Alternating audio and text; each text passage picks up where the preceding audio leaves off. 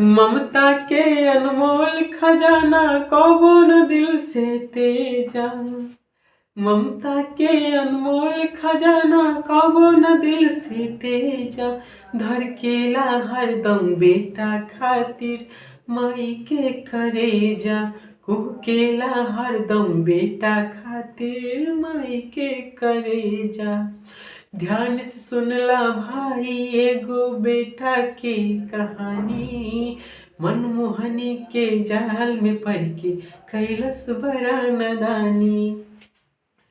ध्यान से सुनला भाई एगो बेटा के कहानी।